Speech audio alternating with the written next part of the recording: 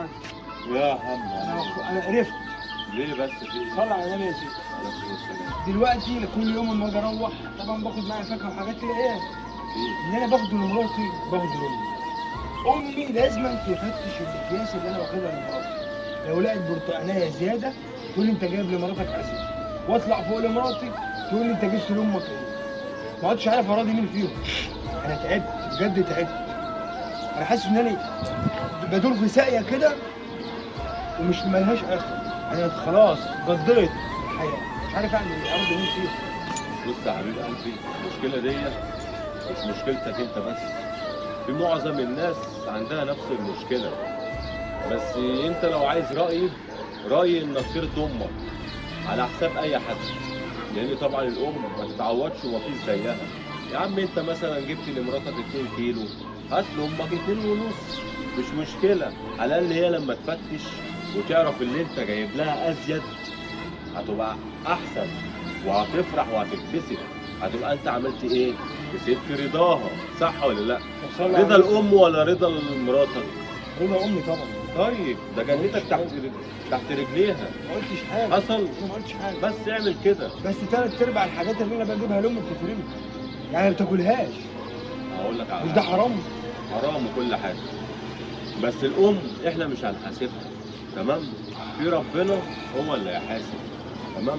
فالبني ادم مننا بيراضي امه وبيراضي ابوه على حسابه، على بص يعني انت بتيجي على نفسك عشان خاطر تكسب رضاها، لان الرضا ده كبير قوي، لا يتعوض بثمن.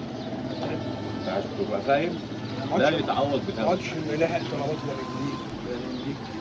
انا بقيت عامل زي هقول لك مش رايح فين ولا جاي منين، مش عارف اعمل ايه. انا لا خلاص يا اتخنقت والله.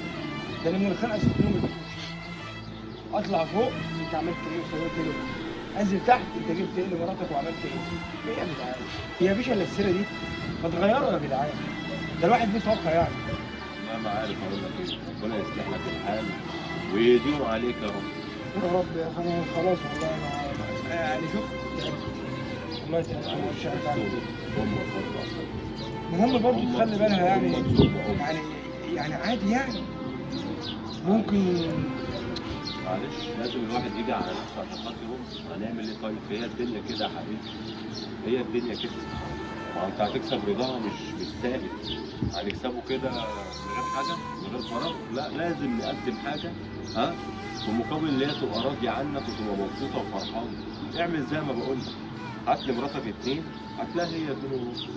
جبت يا ابني لمراتك ما هي كيلو قاعده في هتلاقي هي الشقه 2.5. لوحدها ما بتاكل لوحدها. مالكش دعوه بقى يعني لوحدك تلات ولا ارباع الحاجات ترميهم. اللي انا بجيبها بتترمي. يا حبيب قلبي مالكش دعوه، خليها ترميهم، خليها تبوظ. طالما هي راضيه ومبسوطه بكده خلاص. طب ما التبذير ده لا، حرام. اقول لك عليه، ان المبذرين حرام كانوا عليها. اخوان الشياطين. عليها مش عليك. هي ممكن ما تبقاش عندها المعلومه دي. اما تقول لها، قول لها قلت وعرفها. لها برضه ما. طيب خلاص يبقى هي كده بقى. يبقى احنا ما ينفعش نحاسبها اصلا. انت لو رحت كلمتها في حوار زي كده ده ممكن تقطعك وما تكلمكش وتتخانق معاك. انا امبارح بس عشان جبت للولد باكل شوكولاته. الواد الصغير ابني انت ما جبتليش ليه؟ انت ما عملتش ليه؟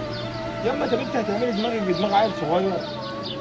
مش عارف والله اقول لك ايه. انا مش حسيت يعني مش فاهم يعني بيفكروا ازاي هم والله. لا، لا، مش لا، فاهم لا. الستات دي بتفكر في ايه او بتفكر ازاي. في نفس الوقت برضه ما ينفعش اقول لك سيبها وروح اقعد بره، هتبقى برضه امك لوحديها. والله ده بفكر في ان انا اجر شقه مش واسيب عارف. البيت. بس برجع قلت ما لهاش حد غيري. هي قاعده في البيت لوحدها مين اللي هيعمل لها ومين اللي هيصرف لها. والله يا اخواتي وحبايبي الفيديو دوت عشان خاطر انتوا تشاركونا وتعرفونا اخويا المحترم دوت يعمل ايه. يعمل زي ما انا بقول له، لو جاب لمراته كيلو يجيب لامه 1.5 كيلو، ولا يسيبها ويمشي ويخليها لوحدها عشان هو بيت عيله. فاحنا بصراحه مش عارفين، محتاجين رايكم في التعليقات عشان خاطر نعرف الدنيا رايحه فين.